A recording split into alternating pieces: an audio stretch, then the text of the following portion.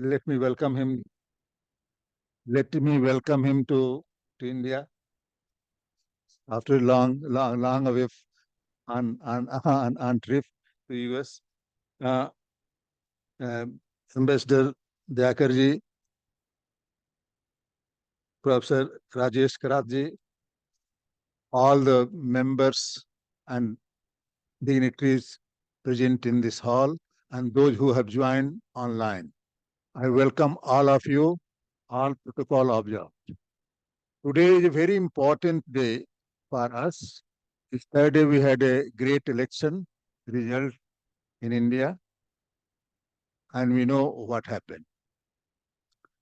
One thing is very clear that whatever the foreign policy was, it will remain continued. Neighborhood first policy will remain as it was before. We were talking about the importance of our neighboring countries, BIMSTEC countries, SAARC and ASEAN countries, and Bhutan is one of the most important neighboring country, which is a buffer state between India and China. Its importance can't be overemphasized. The Kingdom of Bhutan, which is in local language called Druk Gyal Khap, and I can say that when the King Jigme Sige Wangchuk was there, he made lot of reforms, lot of changes, and that included not only to make it from monarchy to constitutional monarchy, where he introduced assembly and council, rather he developed better relation with India. We had Indo-Bhutan Friendship Treaty revised in 2007, and we know that it is a strategic importance because of geopolitical situation of Bhutan between India and China. Bhutan shares borders with India and China, and its strategic location marks an important buffer state for Indian security interests. Security is I'm underlining security interests. You know what happened in 2017 when China was trying to enter in Doklam. And that was a great thing that Bhutan allowed Indian army to go through its territory. So the great strategic importance, and India is trying to maintain and rather strengthen that relation with Bhutan so that we can have a better security in that side. Same time, when we're talking about strategic importance about economic importance is also cannot be emphasized. India is Bhutan's largest trading partner and Bhutan major export destination also. Most important sector where India is supporting is hydropower. You know that largest amount of water in any country in the world is in Bhutan. And hydropower is more potential, is a significant source of revenue for that country. India is supporting that one. Bhutan is member of more than 150 international bodies, including, you can say, BIMSTEC, ASEAN, SAARC, and all the UN agencies also, Bhutan is member of that. We can see that there are a number of agreements were made when recently the Prime Minister of Bhutan was in India. I will mention a few, and so that we can see that how the relation can be strengthened in which area. That will the matter of experts who are here today. I will just mention few of them which was agreed and how it can be enhanced, how it can be strengthened, how it can be expanded.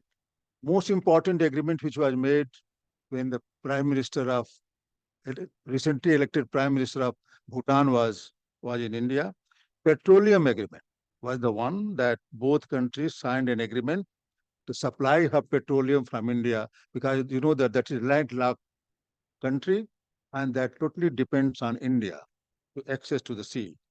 Second thing was the food safety collaboration. You know that India has FSSAI,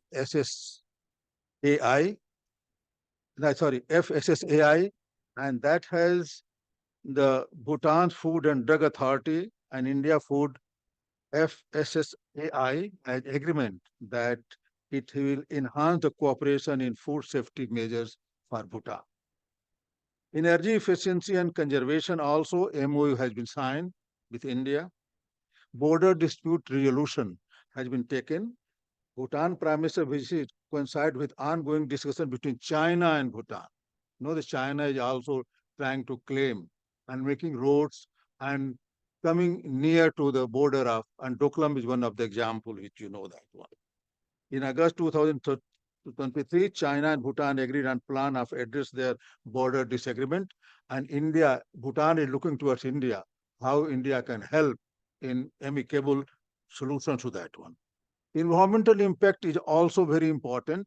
You know that 98.8% area of Bhutan is mountain, more than 50% area is covered forest, more than 50% population is engaged in agriculture, forest conservation, and ecological conservation.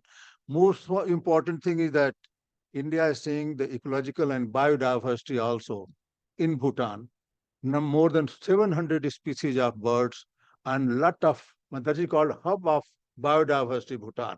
And that is also a great interest of India, that how we can see that those biodiversity is, is preserved and India can support, protect, and make them what to call competent enough to save their. There are a lot of challenges also, and one of the challenges I know that there are some different views also, and we should not be scared of. But still, I can mention that one, that China's growing influence. There is no diplomatic relation of Bhutan with China till now, but there are a lot of communication and visits by China and Bhutan from both sides. Embassy नहीं है embassy नहीं है नहीं, embassy नहीं है. So China is increasing presence in Bhutan, particularly along the disputed border between Bhutan and China. And that is concerned. Doklam is also one of the case. Border dispute, India-Bhutan shares about 700 kilometers of border. And with India also, there is some little bit problems of that one. Hydropower project is seen a very good support, but same time, public concern is that it is in the favor of India. So that is also is a concern, that how to address those issues, that it should not be seen that all those support which India is giving is more favorable to India than Bhutan. Trade issue also, I mentioned that that is a greatest partner in trade, and we have to see that how we can maintain that one, because there is a deficit trade from their side. So we are looking forward to see that they are trying to make this Bhutan regional economic hub in Gelepu, and we should take advantage. The big thing that zero emission they are talking about green economy, they are talking about happiness index also is very high for Bhutan. In that situation, how India can play a role in enhancing our support. We are helping them in education, higher education also. Many of the Bhutan people are coming. That is the Buddhist country, which is definitely a good relation with India. Buddhism went in 7th century or 6th century to Bhutan, and it is a predominantly Buddhist country. How to see that in future also India can make sure that Bhutan can beneficial and they can have a better relation with India. All the experts are here. I think future will be higher education, health, and especially the environment, ecological conservation. We are going through the decade of conservation of ecology. Today is a World Environment Day also. Bhutan is very much concerned about the environment, very much concerned about preserving their flora and fauna. How India can help them, not only giving the higher education to some from Bhutan, rather seeing that they can be the asset to their country to make them grow better and better in this with the support of India. And we should have a win-win situation between India and Bhutan, that is not within that the trade balance is in the favor of India. Rather, we should see that how Bhutan can also play a big role in that one. So with all these, I think nothing, it can't be overemphasized that Bhutan is a very great strategic partner and member of the BIMSTEC countries.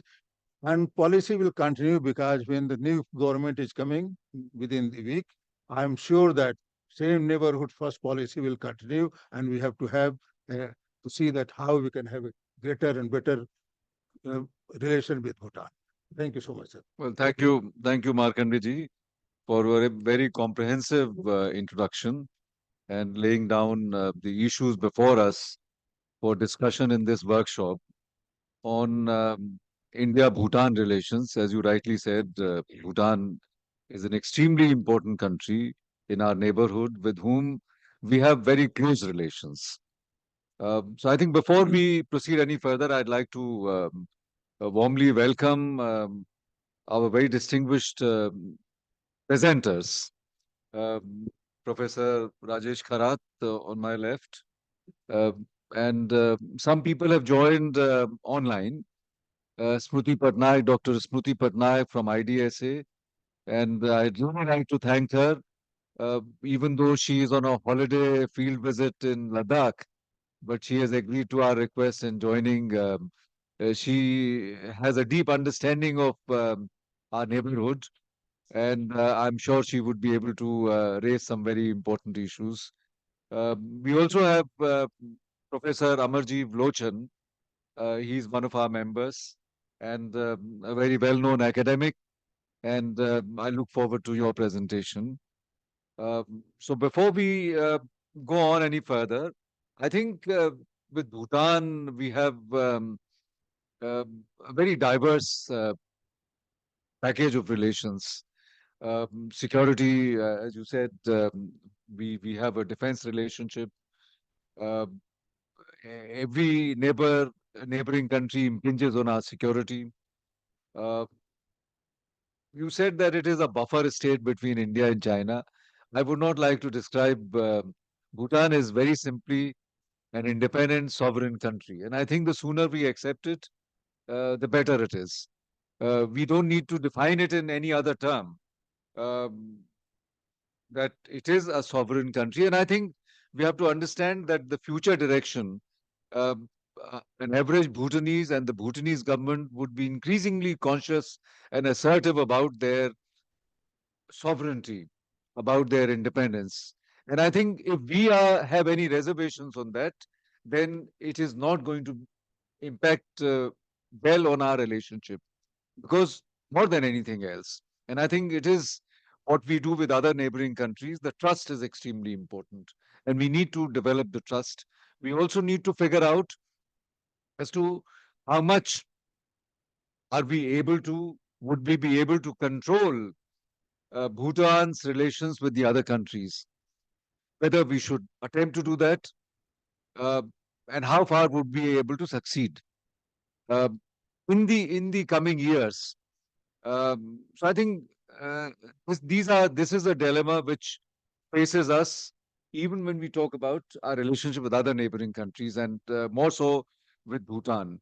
Uh, so I think our policy planners, government will have to reflect very deeply on this issue and see whether it will not be more appropriate to focus on optimizing our own relationship.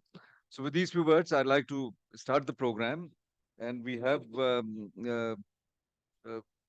Pandey ji, our Secretary General. He just returned from the US after a month-long field visit there. Uh, so I'd like to request him to make a statement. धन्यवाद अध्यक्ष जी। आज के अपने panelist, expert panelist और contributors और सभी उपस्थितों को मेरा प्रणाम। अंतर्राष्ट्रीय सहयोग परिषद अपने पड़ोसी देशों के साथ भारत के संबंध अच्छे हो, यह नीतिगत निर्णय इस बीच में हुआ है, लेकिन इसका कार्य माननीय बालेश्वर जी के समय से चला हुआ है। जैसे नेपाल और भूटान, ये तो उनके कार्य के अभिन्न अंग थे। बालेश्वर जी का और भूटान नरेश का, सीनियर नरेश, लंबा समय के लिए साथ रहा, और जब भी वो यहाँ आते थे तो बालेश्वर जी से उनका मिलना होता था। बालेश्वर जी भी वहाँ अपने डेलीगेशंस गए हुए हैं। तो भूटान का संबंध और नेपाल का संबंध पहले से चलता आ रहा है, और यहाँ तक के उसकी गहराई है कि भूटान के नए नरेश जब पहली बार भारत आए तो एक पौधा यहाँ पर उन्होंने सामने, प्रवासी भवन के सामने, उसका वृक्षारोपण किया था। तो ये गहराई थी, है भी, अभी भी है। भूटान के यहाँ के जो राजदूत है उनसे बड़े अच्छे संबंध है, और उनका कंट्रीब्यूशन अपने बुलेटिन में भी रेगुलरली आता है कि भूटान में क्या चल रहा है, ये वार्ता है। तो इस तरह का यह संबंध है, सुमधुर संबंध है। भूटान की कुछ न, नाजुकताएं हैं, नाजुक रिलेशन है अपने भारत के, इसलिए हम भी संभाल लेते हैं। तो भूटान से कुछ लोगों को निकाल दिया गया जब नेपाल में माओवादियों का ये चला ज्यादा काम, तब वहां से भगाया गया था, और करीब 1.5 लाख भूटानी कैंप्स में रहे। लेकिन भारत ने भी और एआरएसपी में, कारण मैं तब आया था, मेरा बहुत अच्छा संबंध था, कारण वो जो कैंप्स में रहते थे रिफ्यूजीज, वो आते थे, मिलते थे, बालेश्वर जी से भी मिलते थे, मुझसे भी मिलते थे। तो बालेश्वर जी से पूछा क्या करना उसका, तो भारत की नीति क्या है पूछा उन्होंने भूटान के प्रति। तो यदि हम उनको ज्यादा उकसाएंगे तो वो चीन के साथ जाएगा, और ये बड़ा घातक है। तो इसलिए हमको पता है वहां से 1.5 लाख हिंदुओं को भगाया गया है, और थोड़ा सा उसमें ये कहा गया था ऑफिशियली कि कि ये माओवादियों से जुड़े हुए हैं, कारण माओवादी नेपाल से जब फरार होते थे तो वो, उनका रिफ्यूज भूटान में इनके घरों में रहता था। तो इसको कारण बना के किया था। जो भी हुआ, इस तरह का अपना सारा संबंध है। तो भूटान के साथ ये रिलेशनशिप, भूटान के अभी भी जो नरेश है वो भी समझते हैं ऐसा है। इसके परे अपनी कुछ चिंताएं भी है, और वो थोड़ी सांस्कृतिक है। भूटान जो जाते हैं आप, अब भूटान में उसकी राजधानी थिम्पू में सारा समाज समेट समेट गया है। जो बाकी गांव में वगैरह है वो कम संख्या है। वैसी जनसंख्या और लोक संख्या 6 लाख की है उस राष्ट्र की। 7 लाख, उसमें के 1 लाख 1.5 लाख भगा दिए। ठीक है, टेक इट इजी। किंतु पाश्चात्यकरण का बड़ा वहाँ प्रभाव है, कारण वहां से विद्यार्थी विदेश जाते हैं, उनको स्कॉलरशिप दी जाती है, और वो यूरोप में भी और यूएस में भी जाते हैं। तो नई आने वाली पीढ़ी बुद्ध धर्म के साथ कितना जुड़ेगी, ये एक प्रश्न है। संस्कृति के साथ कैसे जुड़ी रहेगी, ये दूसरा चुनौती है। और तीसरी बात ये है कि जो जो युवक मॉन्क बन जाते हैं, इनकी संख्या भी बड़ी है, और इस संख्या बड़े होने के कारण वहाँ का जो जेंडर बैलेंस है, कारण लड़कियों को यदि यदि लड़का मिलता नहीं है ब्याहने के लिए, तो फिर वो बाहर के समाज में देखने शुरू करेंगी, और इसका उसका एडवांटेज लेने वाले समाज भी है।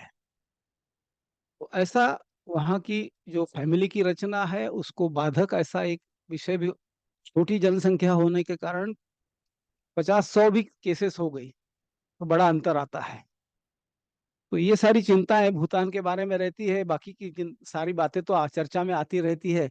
इस पर कभी चर्चा नहीं होती है कि भूटान का समाज वो वो हैप्पीनेस इंडेक्स वगैरह की सब बात करते हैं, वो सब ठीक है, लेकिन वहाँ की यदि परिवार की इकाई टूट गई या खराब हो गई तो भूटान को आंतरिक समस्या झेलनी पड़ेगी। और उससे बचाने के लिए हमने अपना उनको सपोर्ट देना चाहिए। बुद्ध धर्म के विकास के लिए वैसे भारत सरकार भी वहाँ के मॉन्क्स के साथ काफी काम करती है। That should be part of our bilateral relations. यहाँ संस्कृति का बड़ा महत्व आएगा, तो इस पर ध्यान दें, यही मेरा कहना है। अंतर्राष्ट्रीय सहयोग परिषद बाकी भी पड़ोसी देशों के साथ काम करती रही है, अभी बांग्लादेश का हुआ था, फिर श्रीलंका के साथ करेंगे, तो यह कार्यक्रम आगे भी चलेगा। आप सब इससे जुड़ते रहे, और आपका फिर से मैं सभी का स्वागत करता हूँ, विशेषकर आज के एक्सपर्ट्स जो जुड़े हुए हैं उनका नमस्कार, धन्यवाद। धन्यवाद परांडे जी, आपने जो इशू उठाया मेन कि नेबरिंग कंट्री है, कुछ सेंसिटिव इश्यूज तो होंगे ही, तो हमें उन सेंसिटिविटीज को बहुत ध्यान से हैंडल करने की जरूरत होगी, क्योंकि अगर हम बहुत असर्टिव हो जाएं या बहुत रिएक्टिव हो जाएं, तो आपका कहना सही है कि अ, दूसरे कंट्रीज उसका फायदा उठा सकते हैं। तो ये चीज हमको बहुत अपने नजर में रखनी है, और भूटान को अपने से जितना ज्यादा हम जोड़ सकते हैं वो हमें करना चाहिए। कल्चरल इश्यूज हैं, अ, उनकी एक छोटे कंट्री हैं अब, अ, इंडिया से टूरिस्ट वगैरह की उसमें भी उनको चिंता रहती है कि अगर बहुत ज्यादा टूरिस्ट चले जाए एक साथ में, तो वो भी कुछ दफा एक इरिटेंट हो जाता है। तो दो नेबरिंग कंट्रीज में हमेशा कोई ना कोई इरिटेंट्स रहेंगे, बट समझदारी से हैंडल करें। और अगर हम एक ब्रॉड पर्सपेक्टिव हम इसको देखें कि एक नेबरिंग कंट्री है जिससे हमारे अच्छे म्यूचुअली बेनिफिशियल रिलेशनशिप हैं, बहुत ज्यादा हम रिलेशनशिप को अपनी तरफ एडवांटेज की बजाय अगर हम म्यूचुअल एडवांटेज की तरफ फोकस करें तो बेहतरी होगी। इस वक्त में प्रोफेसर राजेश खरात जी को मैं इनवाइट करना चाहता हूँ। जेएनयू में स्कूल ऑफ इंटरनेशनल स्टडीज में हैं, और भूटान पे बहुत काम किया है। तो प्रोफेसर खरात आज के संयोजन में एक बीज वक्तव्य करेंगे। हमको सब बताएंगे कि क्या नेपाल इंडिया भूटान के रिलेशनशिप के बारे में वो क्या सोचते हैं, और आगे आने वाले दिनों में जो खतरे हैं उन खतरों से कैसे बचा जा सकता है, और हम इस रिलेशनशिप को और आगे कैसे ले जा सकते हैं दोनों देशों के फायदे के लिए। खासकर हम अगर बात कर रहे हैं तो हमको अपने बारे में सोचना है, तो उस रिलेशनशिप को से हमारे को क्या फायदा हो सकता है। Thank you. Thank you. Thank you, sir. Thank you. I'm really thankful to Antarrashtriya Sahayog Parishad, Shri Shyamji Parande, sir, Secretary General of ARSP, Ambassador Virendra Gupta, sir, Chairperson, President, Markande, sir, and all the members, and all these co-panelists who are going to discuss our debate on Indo-Bhutan relations. But what is in my mind, because I came with the preparation is a very political science, international relation, strategic studies. But since Shyamji sir has mentioned about the cultural aspects of Bhutan and how it is going to impact Bhutanese society and how India should respond, that probably it is not there, because I have been traveling to Bhutan since almost last 30 years. And based on those experiences, I can share those issues. क्योंकि बाकी सारी चीजें तो पता चलती रहती है, किताबें पढ़ो या आर्टिकल पढ़ो, न्यूज़पेपर पढ़ो. So I'll not use my PPT. Maybe at the end I'll use the PPT. But let me also share how I've started studying the Bhutan. I've been traveling to Bhutan since 1990s. 1990 से जब से those people who are the Nepali origin, Hindus, have been thrown out from the Bhutanese territory. They used to be coming to the Indian territory, जहाँ पे सिलीगुड़ी है, दार्जिलिंग है, और वहाँ से उनको वापस वहाँ से डाउनलोड होते थे, यहाँ से अपलोड करते उनको नेपालीज टेरिटरी में डाल देते थे, जैसे कि झापा हो, दमक हो, बेलडांगी हो, all these border territories. So all these refugee camps were there, 1 number, 2 number, 3 number, 5 number, 6 number, all those were there. मैं इसको नहीं इस्तेमाल करूंगा, मैं ऐसे बोलूंगा. So what I have seen, like beside that, there were 2-3 important people who has actually enlightened me. The first person who was there, Ambassador AP Pant. AP Pant, he was a political officer to Sikkim and Bhutan and Tibet 1956 to 1960. I interviewed him about Bhutan because he has written a book on undiplomatic incidents. काफी माना जो ना वो किताब है उनकी autobiography. It is very well known, publish from Sangam book Hyderabad. वहां से उनकी खुद की प्रेस है हैदराबाद में, आप्पापन की, तो वहां से वो किताब आई हुई है. सो वहां से भी काफी मुझे नॉलेज मिला. Then the first Indian ambassador BS Das was there, who was running some institution corporate sector यहाँ दिल्ली में, उनसे मिला, उनके काफी इंटरव्यू लिया. Then there was one person, internal security adviser to the former king of Bhutan. That was a period 1971 to 1975, when actually the monarchy has established 1972 में, जो पूरा system, political system change हुआ.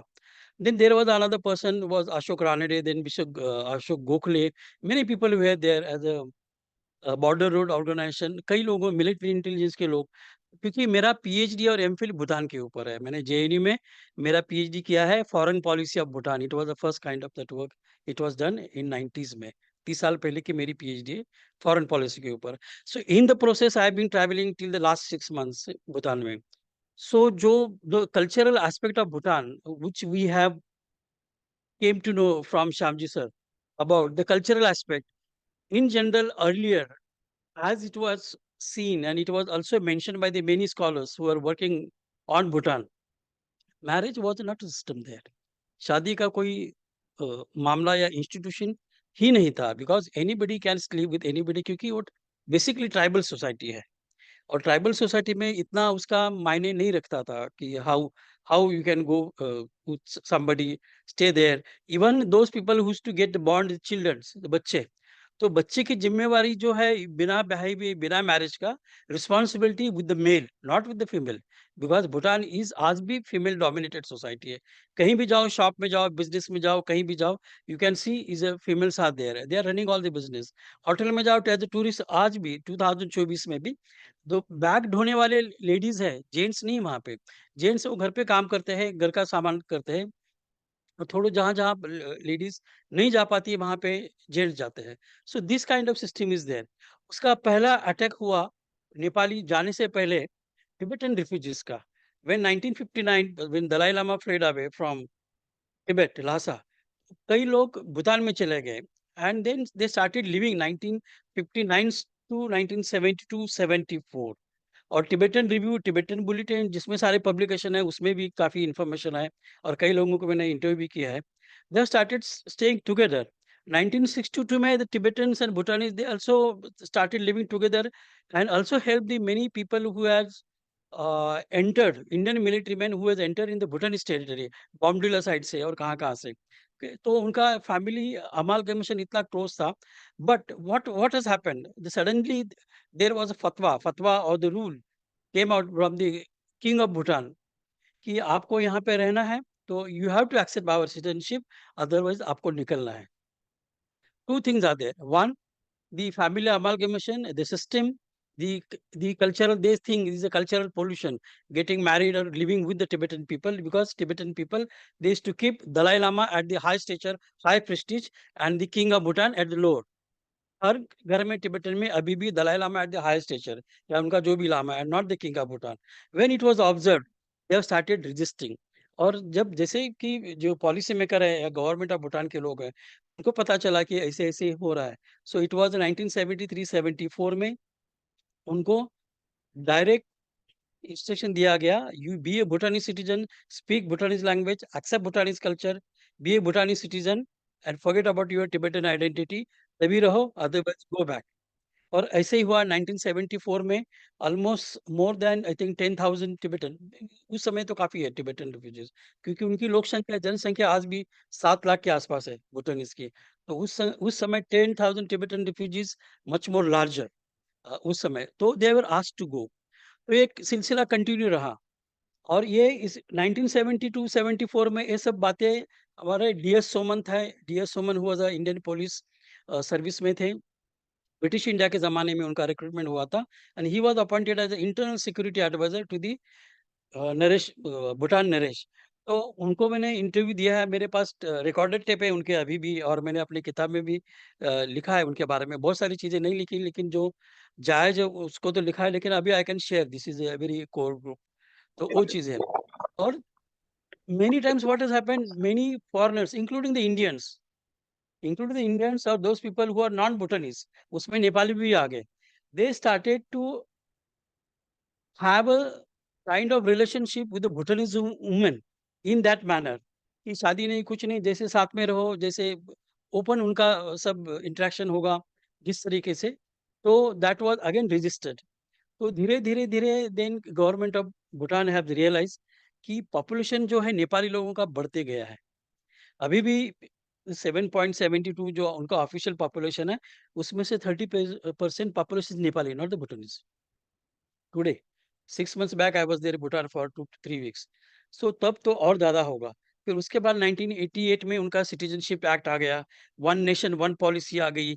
फिर दिगलम नामजा उनका जो पॉलिसी था, उसके तहत उनको you have to wear their dress, gho and kira, you have to speak Bhutanese language, you have to adopt their culture. और जहाँ भी ऑफिस में जाओगे, कहीं भी जाओगे, you have to wear that compulsory dress. T shirt jeans पहनोगे तो बैन होगा या फिर फाइन लगेगा, और आपकी सिटीजनशिप निकल जाएगी। लेकिन वहाँ पे रिवॉल्ट हुआ 1990 में। श्याम जी सर बता रहे 1990s में, उसी समय थोड़ा लेफ्टिस्ट, थोड़ा माओस लोगों की एंट्री हो गई। उस समय आंध्र के भी लोग भी वहाँ जाते थे, Naxalite, because where I stayed in Thimphu in the remote areas, वहाँ पे सामने काफी लोग, people who there speaking in Telugu, and they were drunk and they were banging on my door, खट खट। जैसे उनको पता चला कि I am from Mumbai and coming from India and staying here, they need some assistant, they need some drink, और they need money. मुझे कुछ नहीं पता था, तो आई somehow I could resist that। रात भर जागा रहा। Then I went to Indian embassy, told them कि I am from this place, and Appapan ने मुझे भेजा था यहाँ पे। तो that time Dalip Mehta, ambassador Dalip Mehta was Indian ambassador there. उन्होंने गाड़ी भेजी और मेरा सारा सामान उठा के इंडियन एम्बेसी के गेस्ट हाउस में डाल दिया, and I stayed there for a month, and I did my survey पूरा घूम के। जहाँ मैं जाता था वो इंडियन डिप्लोमेट की गाड़ी होती थी मुझे, तो मुझे सारा एक्सेस मिला जो कई लोगों को नहीं मिलता था। मुझे because of Indian embassy car I got access, और जहाँ जहाँ भी जाता था वो सारे खुले दिल से वेलकम करते थे। ये चीज़ ऐसे ऐसे ऐसे मेरी पीएचडी पूरी हुई है 94-95 में। So, what we are discussing about now through the platform of the ARSP, that cultural shock or the cultural interaction is really became a challenge। एक तो कारण है, और जैसे ओवर पॉपुलेशन में मोस्ट ऑफ द प्लेसेस और the most of the designations, administrative या फिर स्कूल में, हॉस्पिटल में, या कहीं भी सिविल सर्विस में, भूटान सिविल सर्विस में occupied by the Nepali population, the Nepali people, and they used to wear their own dress. तो पता चलता था कि ये भूटानीज है, नहीं ये नेपाली, ये भूटानीज है, क्योंकि वो दोनों भाषा बोलते थे, लेकिन ड्रेस पहनने से पता चलता था कि क्या है। तो जैसे उनको कल्चरल आइडेंटिटी को थ्रेट लग गया, दे फेल्ट लाइक थ्रेटन कि they are going to be marginalise. और उसी समय 1974 में जो किस्सा हुआ हमारे यहाँ, annexation of Sikkim or merger of Sikkim, because the Lepchas and Bhotias, they have become marginalized, and the Mrs. Indira Gandhi's rule was there।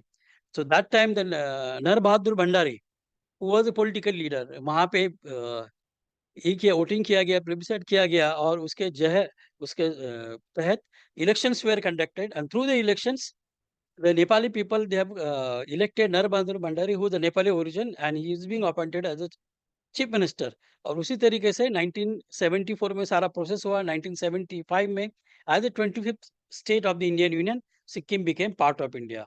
So big statement came from the king of Bhutan, loss of Sikkim is a loss of cultural identity for us. और उस समय थोड़ा सा दिक्कत हो गई थी हमारे यहाँ इंडिया भूटान के रिलेशन में। So क्योंकि 1971 में that time just immediately Bhutan became member of the United Nations. फिर थोड़ा late 1970s में ही it has become member of the non-alignment. तो 1977-79 में थोड़ी सी दरार आ गई थी इंडिया भूटान के रिलेशन में, because that time there was a one state minister for the foreign affairs. He abused the king of Bhutan. It is being recorded by the Bhutanese sources, and this has happened kissa in the Mumbai airport. And they were coming from the attending that conference. नाम वाला Cuba से, हवाना से 1979 में हवाना में वो जो हुआ था नाम, something happened, they have discussed, I don't want to say the word which he has used, the minister. तभी एक ऑफिशियल लेटर लिखा गया, सारे हमारे पास सप्रो हाउस के लाइब्रेरी में है वो सारा करस्पॉन्डेंस यहाँ पे है। तो वो तब से थोड़ा-सा दिक्कत होने लगा, and then 1981 onwards you can see the Bhutan's tilting toward China a little bit. The boundary talks has started or began from 1981 between Bhutan and China, जो आज तक हो रहा है 2024 में। कितने राउंड्स हुए, क्या-क्या हुआ, कितना हुआ, वो तो बहुत डिस्कशन का, स्ट्रैटेजी का सारा मैं लेकर आया हूँ, but I want to focus on this cultural part and all that. So same time, after Tibetan refusal, there was threat by the Nepali identity cultural because of the family is going to be defragmented, dismantled.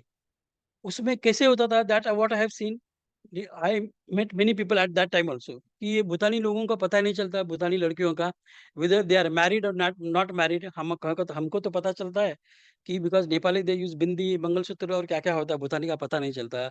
ऐसे तुम्हें क्या करना है, वो married है नहीं married है, how you are concerned, नहीं पता होना चाहिए। see the mentality, the psychology of the person who is a non-Bhutanese and how he is behaving. He is a part of the Bhutanese society and his attitude, approach, consideration, वो जो है कितना shallow type है या ये है, वो एक मेरा observation, I thought I can share with this. तो धीरे धीरे धीरे ये सब हो गया। Then secondly, second issue just I would like to highlight about the nunneries of the each person, each member of the one family has to enter into the lama. तो हाँ, मोंगकुड में जाना है। तो वैसे भी उनका इन्फेंट मोर्टेलिटी रेट का थोड़ा गड़बड़ है, because of the hills, because of the gents and all that. और वहाँ पे एक वन ऑब्जर्वेशन इज दैट कि Bhutanese people they are very happy when they get the girl child. हमारे यहाँ उल्टा, तो क्या भ्रूण हत्या होती है, लोग मार देते हैं, पता नहीं क्या क्या करते हैं और बहुत सारी चीजें होती, बट भूटान में उल्टा है, they are very happy when they get a girl child. और इसीलिए उनकी फीमेल की जो ये है मात्रा है या जो क्वांटिटी है, the female population is much more higher than the male. तो उसमें पर नेपाली लोगों का अलग है, Nepali they have so many wifes, the population भी ज़्यादा है। सो देसी हमारे पास नहीं, तो चलो भूटानीज़ लड़की है। ये सब होता गया, तो उससे काफ़ी थ्रेट हुआ, लेकिन इंडिया में कभी इंटरफेयर नहीं किया। ऑफ़िशियली तो I have not seen, not a record, not a statement.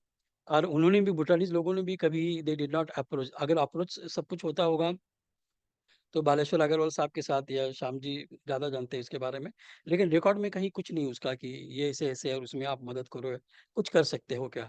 लेकिन ये चलता रहा, लेकिन उसका एक फ़ायदा है कि India help Bhutanese people to immigrate this people from Nepali people, उनको वहाँ से उठा के वापस नेपाली टेरिटरी में डाल दिया और उनको थोड़ा-सा मतलब अ, सेफ महसूस करा दिया वहाँ पे भूटानीज़ टेरिटरी में। फिर उसके बाद आया थोड़ा-सा वो जो इंसर्जेंस का इश्यू जो आया है, Bodo island. So most of the people from the Naxalbari and the Assam Ulfa people used to take a shelter in the Bhutanese territory. Initially, they started giving shelter. चलो थोड़ा मदद होती है, हमको भी ये है, and they used to give some money. लेकिन the demand from the Ulfa people, the Bodo people, was such a high. They started killing the Bhutanese businessmen who are coming from the Assam, Guwahati, Gelfu, all these area for the India, for the business purpose into India. So that has become really a problem. And 2003 में Operation Threshold या Operation Clean Out ये हुआ. Almost it is like after ethnic cleansing, they have literally flushed out the Bodos.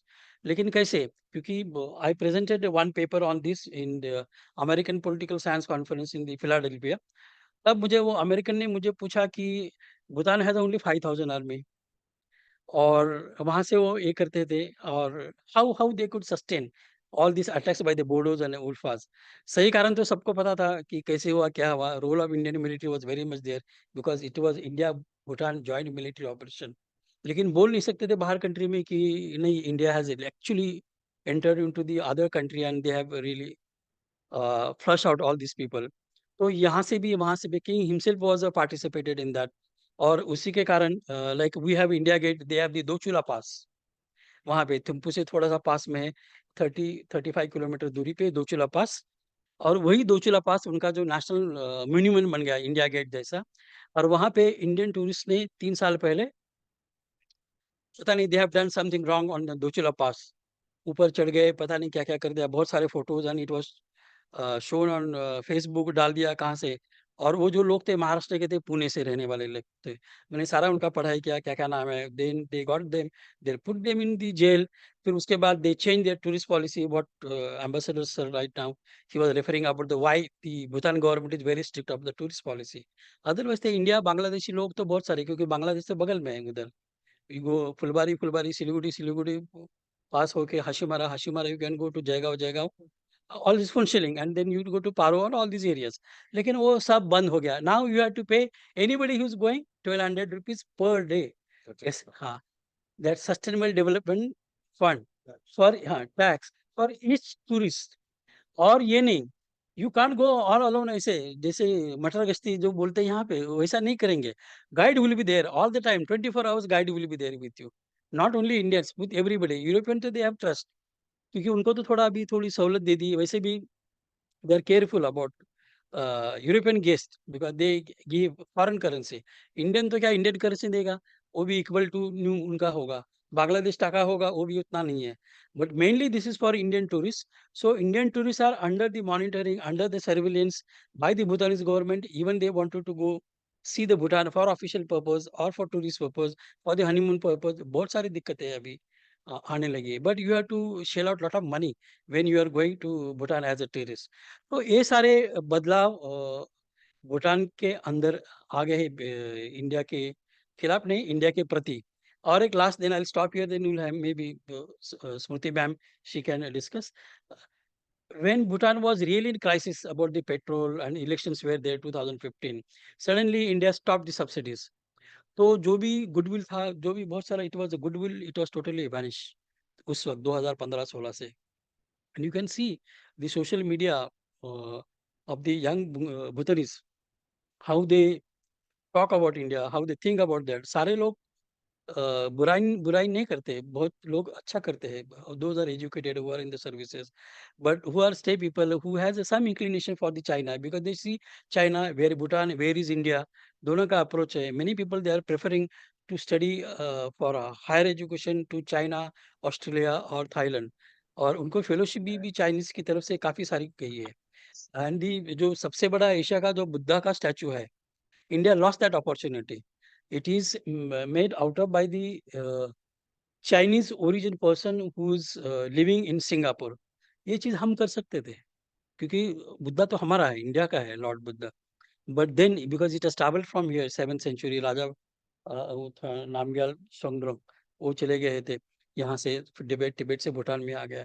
तो वो जो link हम करके उसको, अगर स्टैचू को हम क्रेडिट ले लेते, तो हमारे लिए बहुत अच्छी बात होती, but we lost that opportunity. Chinese has that grab that opportunities, and now they are coming in a major way for the economic activities, investment और एफडीआई में। अभी whatever record I have gone through, we have the maximum FDIs in Bhutan, और minimum India का है, may be उनका 17 है तो हमारा 8 है, इस तरीके का है। So we are losing indirectly grip Bhutan से, पॉलिटिकली स्ट्रेटेजिकली। लेकिन कल्चरली तो एक हमारे पास एक सिक्का है अभी भी, जो हम पकड़ के बैठ सकते हैं, या फिर उसको और ज़्यादा कस के हमारे पास लेके आ सकते हैं, और ज़्यादा पक्का cementing factor. The cultural connection between India and Bhutan can be cementing factor for developing a very good relation, cordial relation with Bhutan. एक बार वो पक्का हो गया, नींव बन गई, फाउंडेशन बन गया, ऑटोमेटिकली पॉलिटिकल स्ट्रेटेजी धीरे धीरे ठीक ठाक हो सकता है। This is what I think, and I stop here because I spend more than 15-20 minutes. Thank you. Thank you very much. Thank you, Professor Kharat. I think very important issues you've raised. Very strong cultural connection. But even there, we'll have to tread with a lot of sensitivity, that we don't hurt them where it matters to them. You raised the China issue. Uh, we can be worried about what China does in our neighborhood, including in Bhutan. But I think it is a worthless battle because there is nothing that we can do about. China will gain entry. My own sense is that China's presence in our neighborhood will continue to increase for no other reason, but because the neighbors need foreign investment, need money for development, and all those resources just cannot be provided by India. So I think this is my personal view. I feel that we need to look at optimizing our relations with each one of our neighboring country, particularly Bhutan. And we make the government see the benefit in pursuing this bilateral relations, governments of the foreign countries, government of Bhutan in this case. But we must also create an awareness at the people-to-people level. That people in Bhutan should begin to see merit in a strong relationship in the context of India not wanting to keep exclusive control over. So I think the more we have resentment, the more we have, express our angst about Bhutan trying to open up, wanting to open up to China, Bangladesh. It's just a matter of time that Bhutan will begin to, expand its linkages with these countries. And if we express resentment, I think it is not going to impact very well on our relationship. So at this stage, Smruti Patnaik has been waiting for quite some time. Can I request, Smruti, are you there? Yes, sir. Yes, Smruti, you have the floor. Thank you, sir, and namaskar to everyone. And it is actually an opportunity to discuss. It is not coming. Yeah, Okay. now it's better. Now it's better. Okay.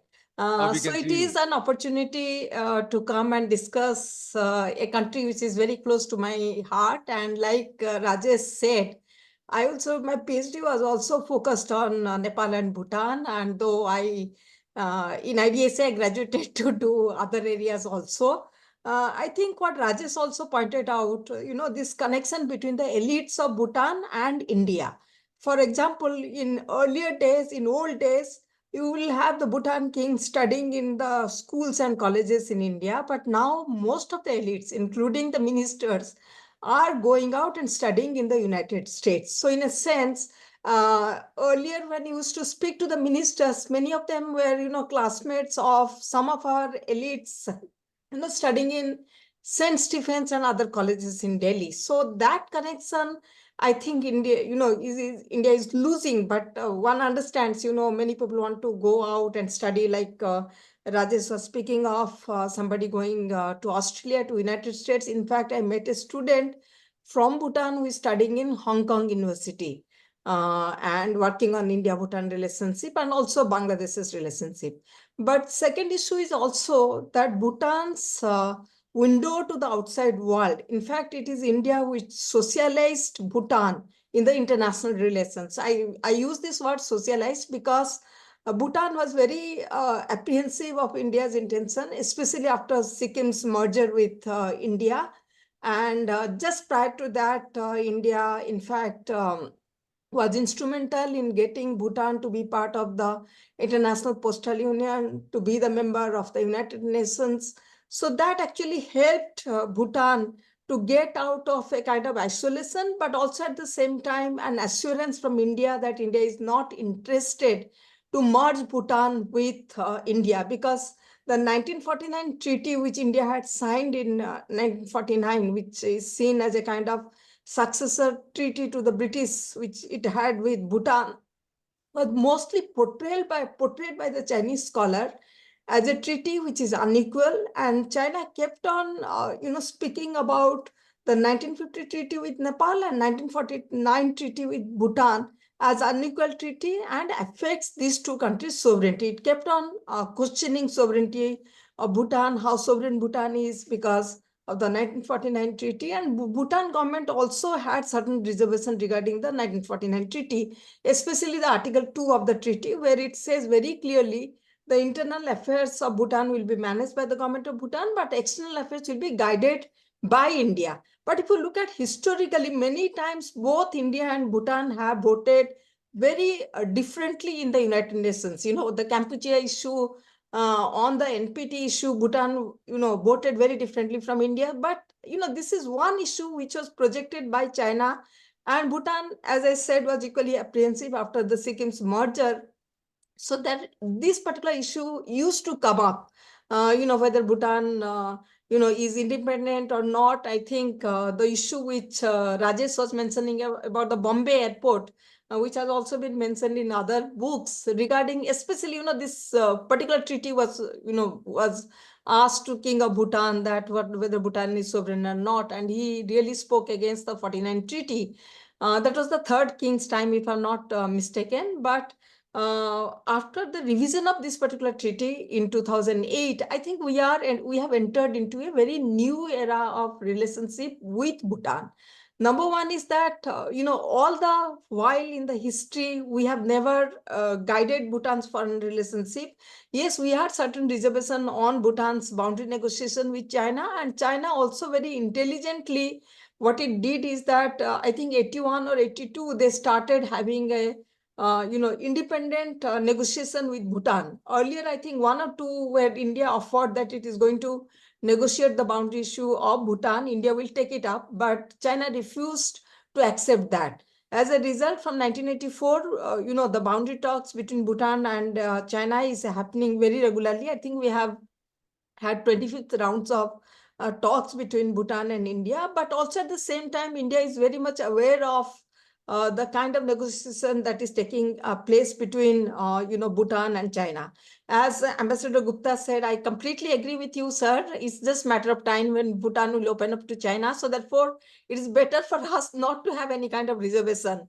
And many of the younger Bhutanese also feel that because of their relationship with India, they are constrained to exercise an independent foreign policy. This is the kind of perception which is there. And they feel that the Chinese, especially its claim over Bhutanese territories, the Satkeng Wildlife Sanctuary, which is a very recent thing after the, the Tri-Junction, the problem which we had. That pressure came because China has been pressurizing Bhutan to resolve its territory, its territorial dispute, which it has, in a sense, having a give and take.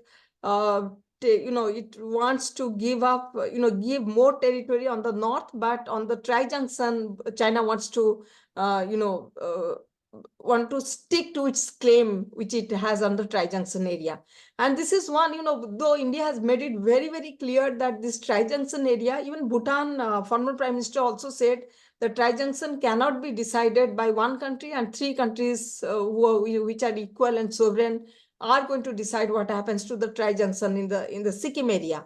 But, there is this constant pressure. So obviously in India, there is an apprehension, especially the 3-step agreement which Bhutan and China had. I'm sure probably the ministry would be knowing it much better what exactly it was. That actually is a kind of thing, where India feels that there is unnecessary pressure which is being put on Bhutan. If you look at China's own boundary negotiation strategy, it has resolved its boundary issues with almost all the countries except for Bhutan and India. And Bhutan and India are also the 2 countries which are not part of the BRI. So therefore, there is this pressure on Bhutan that either you take it, the give and take on the north, and in a sense, give up the territorial claim on the east. So therefore, this particular pressure is there. So that actually is going to be very, very significant. Of course, India is watching very, very closely into this issue. So this is going to be tricky. But in Bhutan, the feeling is that they are unnecessarily being pressurized and have been made a stakeholder in a boundary dispute where Bhutan doesn't have actually much to lose. It's better for Bhutan as a smaller country to negotiate and settle its boundary issue with China rather than waiting for India. So there is this kind of perception.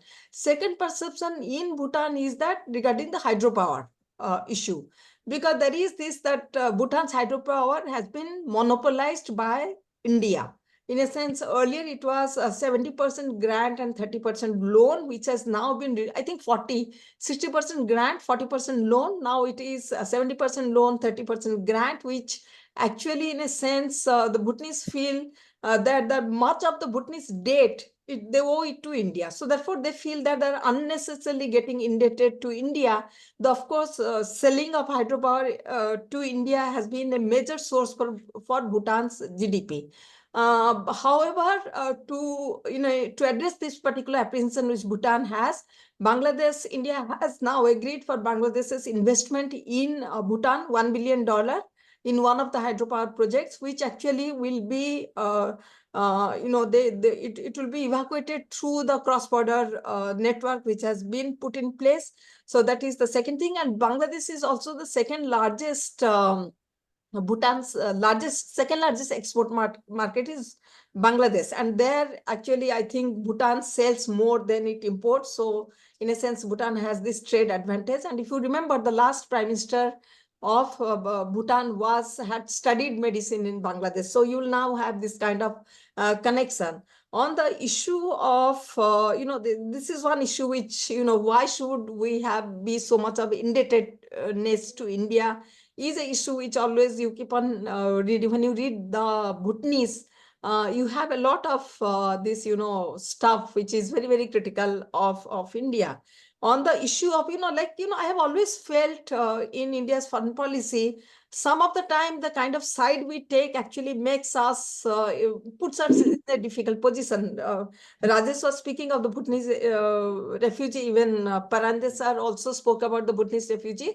And of course, we could not take a stand at that point of time when, more than 1 lakh people were expelled from the southern Bhutan, being, described as illegal immigrants. But if you look at Bhutan's National Assembly debates, I found it very strange, a country which keeps tab of its own, livestock, and has claimed 7 million as its population in 1973 or 71.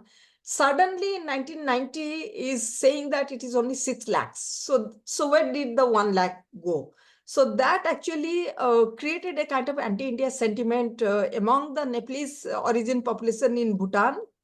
And of course, now they have gone for third country settlement. So obviously in the future, these people, like, we have the Khalistan problem in Canada. So these people who are now citizen in Western countries, we really do not know what kind of posture they will take in the future, because they feel India did not stand by them when they were expelled from Bhutan for speaking against king, demanding democracy, demanding free speech, which in Bhutanese law, if you speak against the king, if you speak about democracy, free speech, you lose your citizenship. I don't think you have any such kind of citizenship rule in any other country. So that, that is one of the issue which is there. But as far as the economic relations is concerned, I will just complete, this very quickly.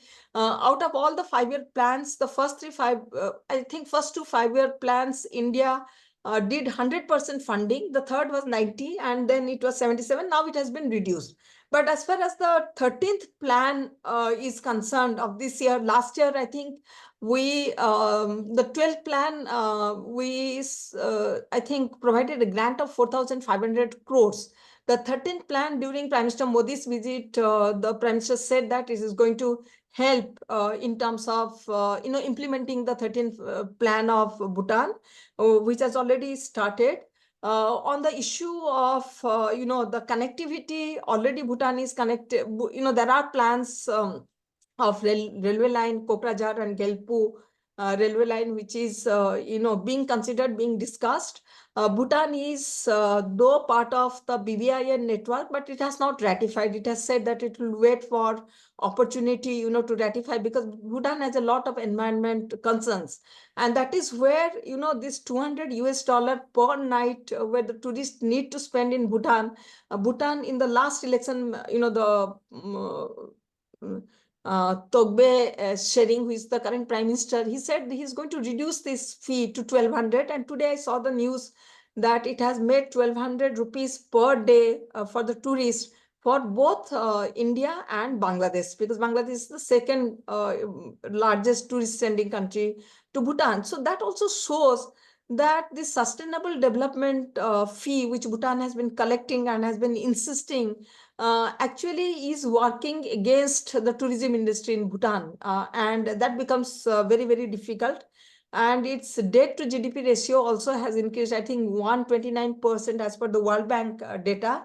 So it is in a difficult situation in terms of the economy, but it is also depending on India. Like, for example, the current prime minister during one of the election speech very clearly said that we require India's help, to develop economically. I think this is a kind of signal which is being given to India to have a larger economic partnership among the South Asian country. Again, Bhutan is the largest recipient of grant. If you look at the grant, which Indian government provides, I think Bhutan receives the largest. So that shows the kind of close connection we have, but also at the same time, we need to be very, very sensitive about, the concerns regarding their sovereignty, the concerns regarding, which Bhutan has, and probably try to, like, for example, I think Rajesh was also speaking about, this subsidy which was withdrawn. Especially during the election when 2008 you had the democratic transition, 2013 in the second phase of election, because Bhutan has two-phase election like Maldives. The second phase of election, when we withdrew the subsidies, so the party which had won the largest number of votes in the 2013 election actually did not get elected, and the person who is the prime minister for the second time, his party was elected at that point of time. So this is seen as by the Bhutanese as a strong armed tactics, as we saw also in the context of Nepal, when we stopped also, the essential product not going to Nepal in 2015. So this actually, in a sense, counteracts and undermines India's, because I think our security is at stake as far as Bhutan is concerned. Therefore, we need to be mindful and nurture this particular relationship, which is a very special relationship between India and Bhutan. And probably we have one of the most dependable ally in the entire South Asia as far as Bhutan is concerned.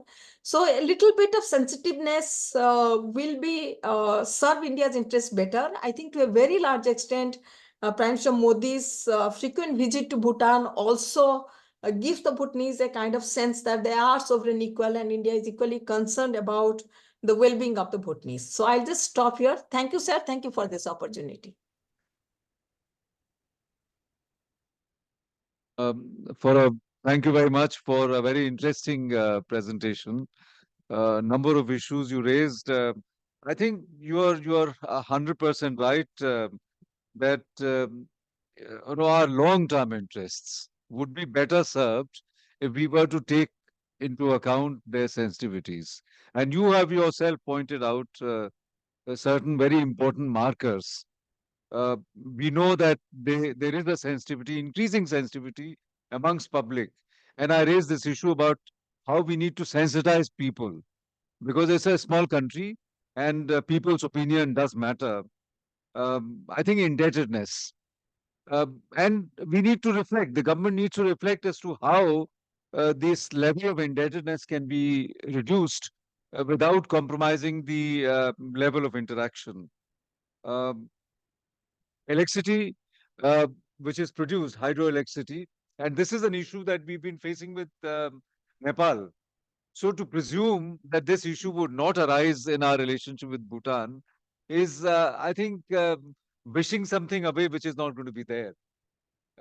Nepal, the issue is that on a hydroelectric project, the electricity is made, and then the Nepalese would say, but why does India want to buy all of it? And this is a very sensitive issue. I'll tell you, when I was in Tanzania, one of the first things that I inherited, one of the issues, Deepak Fertilizer were going to make use of the gas to make fertilizer. And the terms were that there will be 100% buyback. Entire fertilizer would be brought into India. And there were negative media reports suggesting that, India just wants to exploit the natural resources of Tanzania. And I had to give a spin on that no, when they produce a fertilizer, the first charge would be the fertilizer requirement in Tanzania. The second charge would be whichever country Tanzania wants to sell it to. Because after all, that fertilizer belongs to the Tanzania as a country. And if something is left, then we fill in. We are there to back up, that nothing will be wasted. That entire thing will be brought back. So I think we need to plug in. Electricity is very simple. You set up a hydroelectric project, and we must begin to look at these things in commercial perspective. There is funding requirement, and that funding must be paid for. There must be return on the funding. You have electricity. If you want to sell it to Bangladesh, by all means, go ahead and sell it. But how do you sell it? You have to wheel it through India. If you have to wheel it through India, then India must get the wheeling charges. The same applies to Nepal. And they will understand that logic. So I think if we stop wanting to become clever, I get a sense that we will be better off, because in today's world, everything, all the answers are here on the Google. Everybody understands. So if you offer to somebody a term which is not fair, they understand it. And then this resentment remains, which is going to impact badly on our relationship. Let's take, वो तो आया नहीं ना, Avantika Singh आ गई? अच्छा, Amarjeev. Can I please request, Amarjeev, are you still there? Hello, Amarjeev? Amarjeev has left. Amarjeev, not there. Not there. Okay. All right. So I think we've had a fairly, interesting set of observations. A lot of issues have been raised. And at this stage, we open the discussions. Anybody who wishes to, I think Sanjay wanted to say something.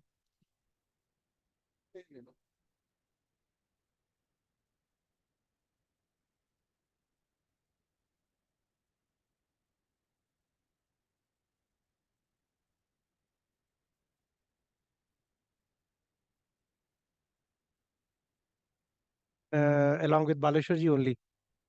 So Supa project, well, it was a small project, but Tala, when it happened, the power buyback, what you're saying is, if suppose they want to sell Bangladesh, they have to put a transmission lines.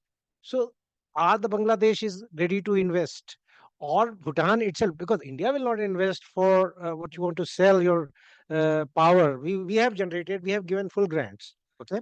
So we'll certainly have, we have put the money, we'll certainly use in our advantage.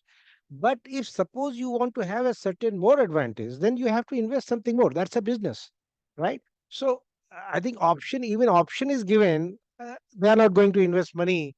I mean, there should not be any problem for India in terms of if you want to carry that power to Bhutan. It is a very big cost to carry the power. Yes.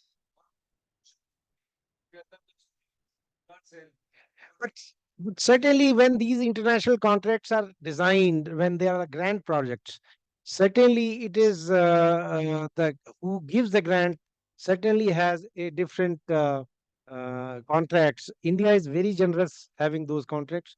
If you go in a European world or in the US, they have a very, very one-sided contracts. So India is still generous on see the sensitivity of the local people over there. So I don't think India is very biased towards Indian interests in that sense. But still, one can certainly explore that possibility as well. But I don't think there is any possibility they will be able to sell that. I think so. Yeah. Thank you.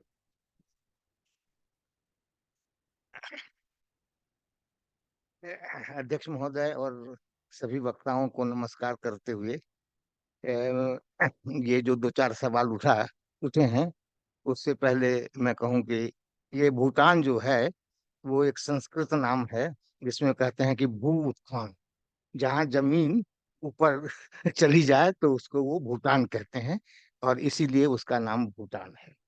दूसरी बात ये है कि जो भूटान के राजा थे इससे पहले, दुग्मेचिंग वांचु, तो उनसे मेरी मुलाकात हुई यहाँ ARSP के डेलीगेशन के साथ। मैं गया था, और तब तक जो प्राइम मिनिस्टर होते थे, फॉरेन मिनिस्टर होते थे, वो उनके द्वारा अपॉइंटेड मिनिस्टर होते थे, और समस्या इतनी ज्यादा नहीं थी। और सचमुच जो उनके राजनयिक, इवन ये डिफेंस वाले काम थे, उस पर भारत का प्रभाव था, वैसा ट्रीटी था, एग्रीमेंट था। आप अगर हमारे राजदूतावास में 26 जनवरी का फंक्शन जाके देखते, तो राजदूत उसी तरह सलामी लेते थे और टैंक वैंक गुजरता था, जिस तरह भारत के राष्ट्रपति यहाँ करते हैं। और ये दोनों एग्रीमेंट था, इसलिए भी था कि जब अभी कम्युनिकेशन की बात होती थी, जब यहाँ से थिम्पू पहुंचने का कुछ भी रास्ता नहीं था, तो हमारे पहले प्रधानमंत्री घोड़ा और खच्चर पर अपनी बेटी इंदिरा गांधी के साथ काफी समय गुजार कर, हाँ हाँ, सब ऐसा डिप्लोमेटिक रिलेशन, जैसा हम कहते हैं कि पड़ोसी के साथ कैसा रहे, तो ये एक अलग उदाहरण है जिसको मैं मेंशन करना था, चाहता था कि उस समय, जिस समय हमारे देश के सामने बहुत सारे समस्या थे, तो नेपाल और भूटान को पंडित नेहरू ने काफी स्थान दिया था, और नेपाल के साथ भी ट्रेड एंड ट्रीटी एग्रीमेंट किया था, जिसका बाद में जो है विरोध होने लगा कि भारत अपना प्रभुत्व मानना चाहता है। भूटान के साथ ऐसा हुआ कि जब डेमोक्रेटिक सिस्टम वहां आया, तो अब राजा से तो हमारे संबंध बहुत अच्छे थे, तो लेकिन जब वहां पर ये संबंध डेमोक्रेटिक हुआ, तो वहां के सरकार भी बदलती रही। ये जो जिन्होंने बांग्लादेश में डॉक्टरी की परीक्षा ली थी, उनसे भी हम लोग मिले थे।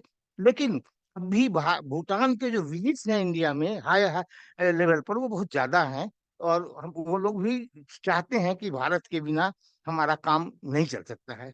एक बात मैं कह दूं कि जब राजा ने ये डेमोक्रेटिक सिस्टम की शुरुआत की, तो उन्होंने देश की जितनी जनसंख्या है, उन्हें प्रपोज्ड कॉन्स्टिट्यूशन की उतनी कॉपीज, जहां गांव गांव में पहुंचा कर और उसके पीछे कागज कलम दे करके सब लोगों से राय पूछी कि ये इसमें आप क्या सुधार चाहते हैं। ये अपने ढंग का एक अनोखा एक्सरसाइज था। प्रोफेसर साहब जानते होंगे कि उन्होंने हर एक डिस्ट्रिक्ट में अपने डिस्ट्रिक्ट मजिस्ट्रेट या जो भी हो उनको कहा। जब मैंने उनसे भारत के भी कॉन्स्टिट्यूशनल एक्सपर्ट्स वगैरह, सिंघवी साहब वगैरह से भी राय से मोहब्बत ली थी, जब मैंने पूछा कि आप से लोग इतने खुश हैं, और आप क्यों ये पार्लियामेंट्री डेमोक्रेसी लगाना चाहते हैं, देखते हैं हमारे पार्लियामेंट में कितना हल्ला हंगामा होता है, तो कहा कि सब खुश हैं, लेकिन मैं मूर्ख नहीं हूँ।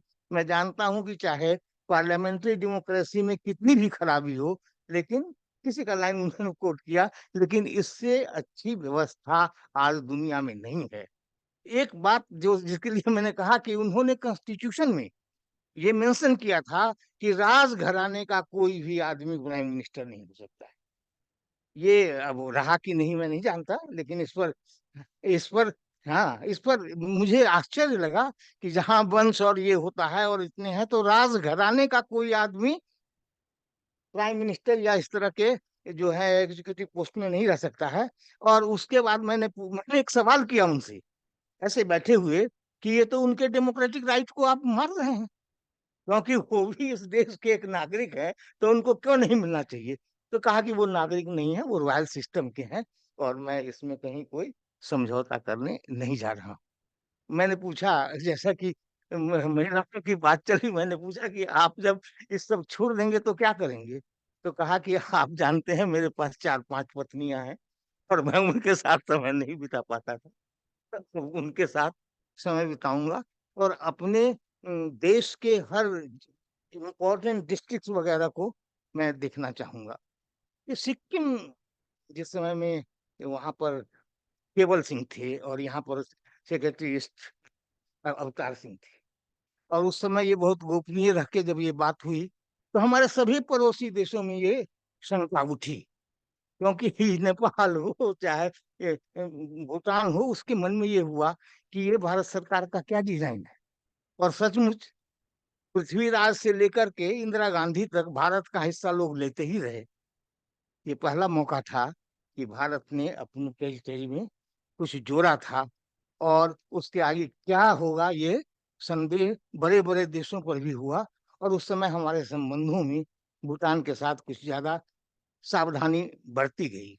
लेकिन अब जब नरेंद्र मोदी प्रधानमंत्री हुए तो उसके बाद भारत के जो सुप्रीमेसी के हैं उसको बैलेंस करने की तो कोशिश की गई है, और हमें जो कोशिश करनी चाहिए कि अपनी पड़ोसी देशों के साथ, चीन के साथ अपने अच्छे संबंध हैं।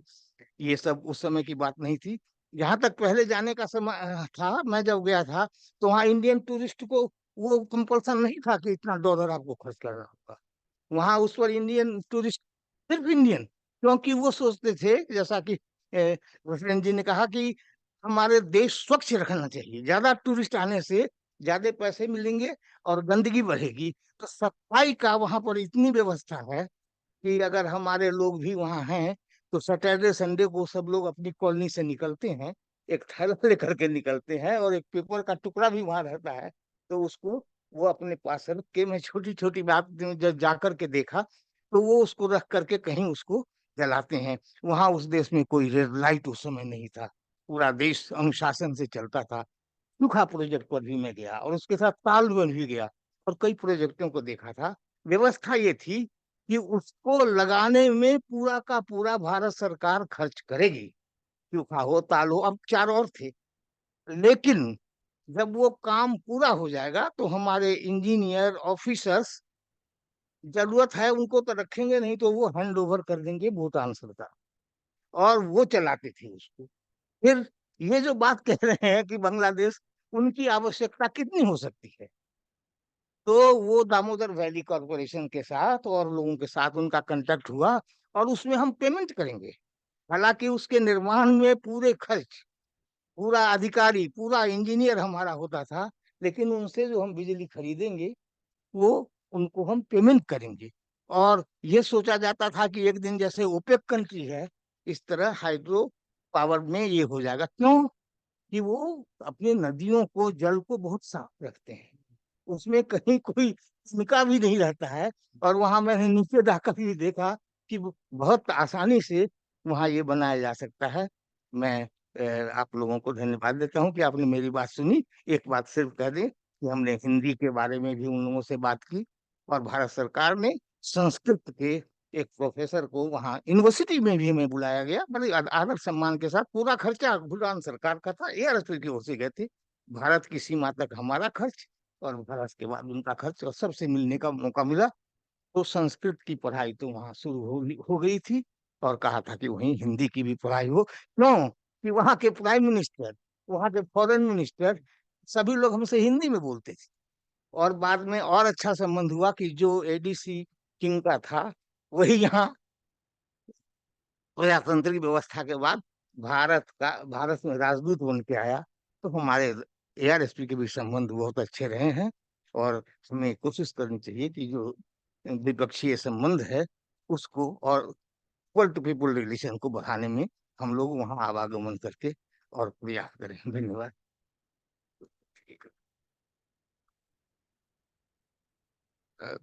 धन्यवाद नारायण जी। कोई ऑनलाइन जुड़े हैं? Doctor रुकुजा।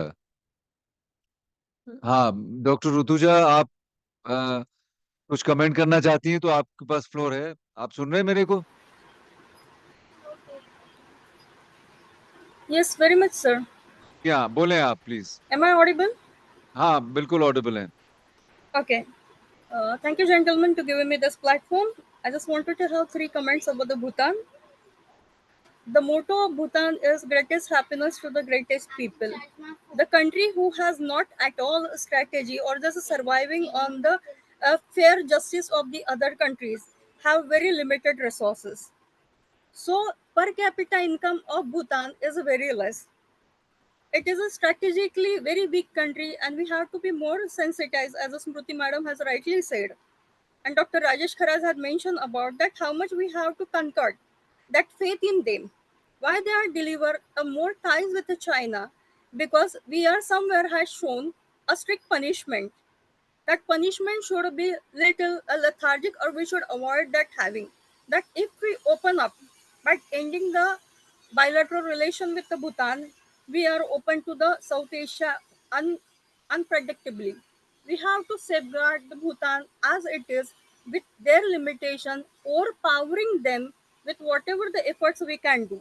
I was there in Bhutan. I saw a common man have very uh, lifestyle is very poor. They have to really work very hard, just for managing their livelihood. They wait for their salary like anything, and the average saving scale is less. We are having a habitual to have something security in terms of money, property, and estate.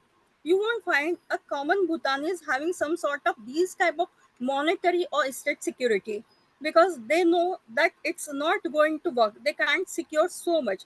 So this particular human tendency, that we don't know what will happen. Topographically, Bhutan is a vulnerable country.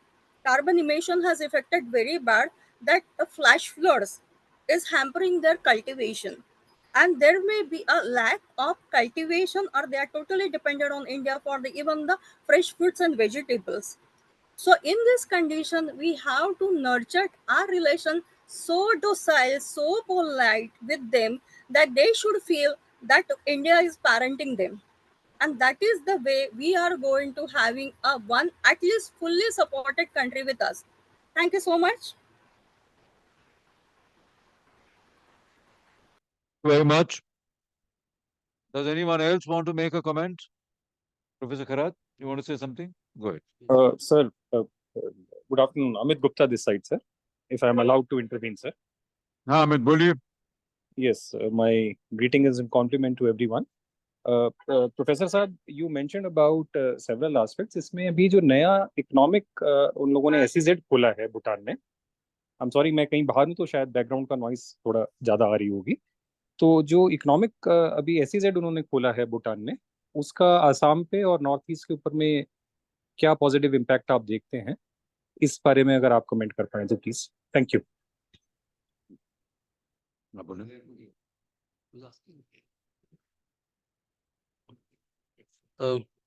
Thank you, Amit ji. और कोई भी और नहीं, it was there in one of my PPT about the trade relation between the border areas, जहाँ पे they generally have the hearts, the border hearts and the markets in these all these Assam वाला जो सारा border areas है connecting to the northeast, not only the Siliguri, because most of the Bhutanese businessmen or the common men who are living in the border, they come Siliguri and they have the business. But more than Siliguri, now they are shifted to this SEZ which are created in the Assam. So Assam border is become a more very viable and a very active economic hub for the Bhutanese as well as India. So through Assam, you can see the rest of the Northeast India also can benefit. Means up to the Meghalaya, up to Mizoram, Manipur, और बाकी जो नागालैंड वगैरह जो those areas also getting benefit out of the SEZ. We should actually inculcate more kind of hearts in the borders. Why only Bhutan and Assam? Arunachal Pradesh में भी तो करना चाहिए, because we have the Tawang nearby. But then a lot of problems are there. We have the only religious, cultural, थोड़ा rituals है Arunachal Bhutan border में. तो SEZ has to be created in the other borders. जैसे सिक्किम में अरुणाचल प्रदेश है, West Bengal और Assam is there. लेकिन वहाँ भी होने से you can see the borderland communities who are actually without any sources for the livelihood, they'll also get a benefit. So अभी और थोड़ा कुछ काम करना चाहिए मिनिस्ट्री ऑफ कॉमर्स, ट्रेड या जो भी फाइनेंस मिनिस्ट्री है हमारे इंडियन लोगों को. Bhutan is always ready to accept all those things. और इसके बावजूद then I had to say something, sir. Yeah. Two observations, because sir was saying about cultural thing. So you can see most of the people who are working as a laborers in Bhutan, those are the Bangladeshi. अभी बांग्लादेशियों का number काफी ज्यादा है. But then to avoid any kind of cultural pollution, cultural interaction, as per the Bhutanese government or the Bhutanese society, Bangladeshi only the male can come in, not the female. Bangladeshi men are allowed in Bhutan to work, and they cannot bring their wife there, because if they bring their wife there or any female, they produce the children, and that children become a natural citizen of Bhutan. So और नेपाल जैसी situation हो सकती है. So these are the strict condition by the government of Bhutan. This is one of the observations which I thought I forgot to mention about that, how they are very much precarious, like no, they are thinking कि हमें protect करना है हमारा culture, identity, rituals, and for that they are sacrificing so much. The world is open for them. Sara Europe, America, everything wanted to come there. But they said any donation, any money comes with the political strings. And they don't want money, they don't want political strings. हमें जो है ऐसा रहने दो, we have to live our peaceful life. So this is one observation I would like to share. Anil ji बोलिए.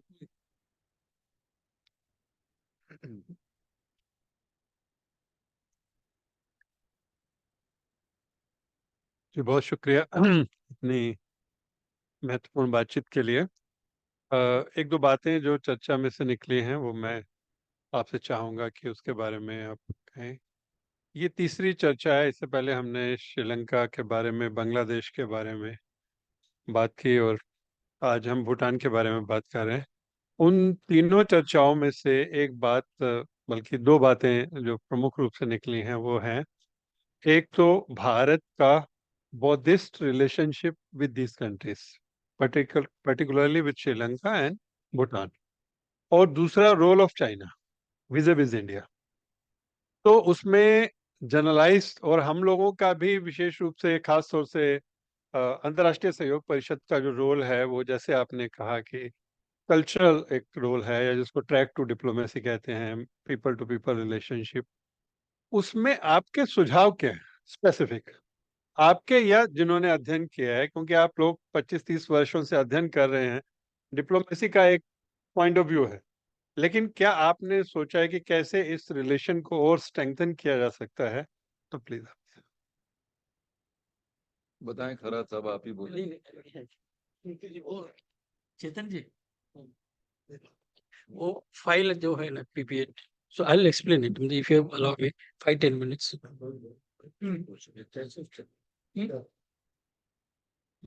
आखिरी में जाना है.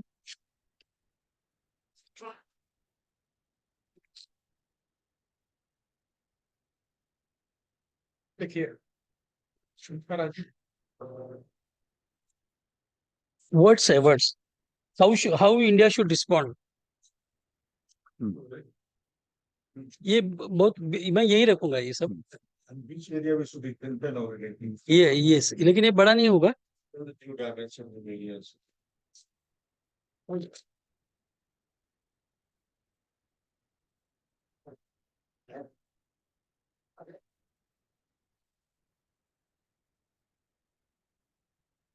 हाँ यस, पता नहीं इतना तो. See, these are the only 2-3 points after discussing all that. इसमें एक है, before this thing, I would like to draw your attention about what the former foreign minister 1977 में जनता गवर्नमेंट था, मोरारजी देसाई का, उस समय फॉरेन मिनिस्टर थे Atal Bihari Vajpayee. He has come out with the one concept known as a beneficial bilateralism. वो जो सब Gujral doctrine वगैरह सब, वो तो अभी का है, लेकिन 70s में दैट वाज सेड बेनिफिशियल बायलैटरिज्म. उसके ऊपर किसी का ध्यान नहीं गया, ना इंडियन फॉरेन पॉलिसी से बेनिफिशियल बायलैटरिज्म नेबरिंग स्टेट के बारे में हमने कोई पॉलिसी उसमें डेवलप की, ना उस तरीके से हमने बिहेव किया नेबर के साथ. वो नाम का नाम ही रह गया. लेकिन आगे जाके जो डिप्लोमेट्स थे, या जो जैसे गुजराल साहब थे, सेम चीज उन्होंने जो उस वक्त कही थी, नॉन रेसिप्रोकल रिलेशन, 77 की बात है ये. और इसका जो ओरिजिनल पेपर तो MEA के वेबसाइट में भी होगा, या फिर लेकिन ICW में है, तो सेम है वो. MEA doesn't want to take cognizance. हाँ. तो ये बेनिफिशियल बायलैटरिज्म एक था कि आप बायलैटरल रिलेशन उनके साथ डेवलप करो जो बेनिफिट आपको भी हो और उनको भी हो, ना कि हमेशा उनका क्या गला दबाओ और जो भी निकल जाता है उससे खींच लो. ये नहीं होना चाहिए. वो उस वक्त कहा गया था, वो एक पॉलिसी फॉलो करना चाहिए था. फिर दूसरा, इसमें मैंने इसमें लिखा है keep engaging Bhutan with the economic assistance जो हो रहा है, लेकिन बहुत ज़्यादा तक नहीं हमारे डिमांड, क्योंकि उनकी डिमांड काफ़ी ज़्यादा है, हम नहीं कर सकते, लेकिन हो रहा है कभी अभी भी।